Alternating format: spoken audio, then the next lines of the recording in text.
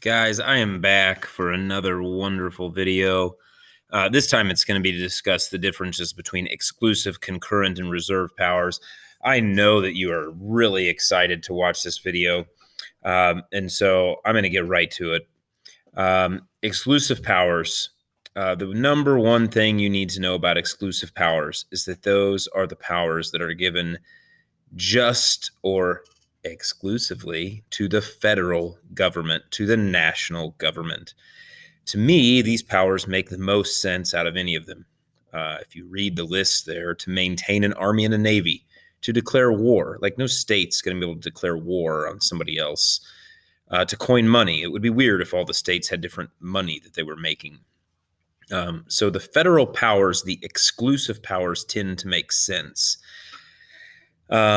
There aren't as many of them as there are reserved powers, but they're typically very important. The reason why there are so many reserved powers, and this is kind of important, is because the 10th Amendment to the Constitution says that any power that's not specifically given to the national government or denied to the states belongs to the states. So you've all seen the handy dandy pocket constitution. It's very small. There aren't a ton of powers listed here.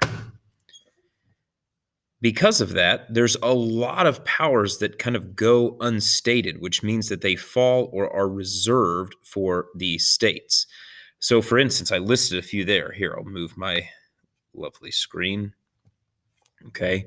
There's just a few: conducting elections, establishing schools, regulating businesses within the state, et cetera, regulating marriage is a big one.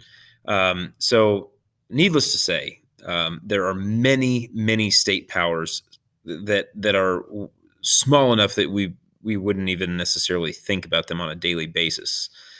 The third category is concurrent or shared powers.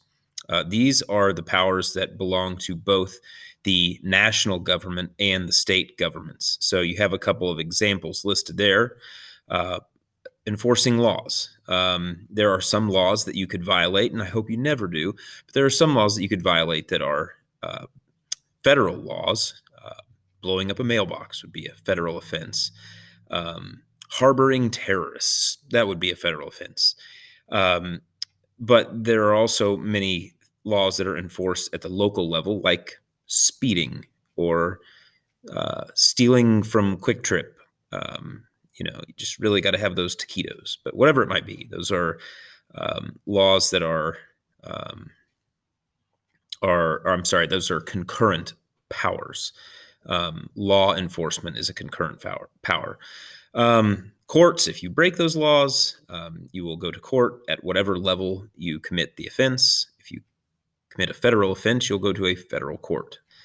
Anyway, there's a couple of things listed there. Taxes, you love taxes. You're taxed, your federal income tax, your state income tax. You pay local sales tax whenever you go actually pay for taquitos at Quick Trip instead of stealing them. So there are several examples listed of exclusive, reserved, and concurrent powers. If you have any questions, obviously feel free to email me.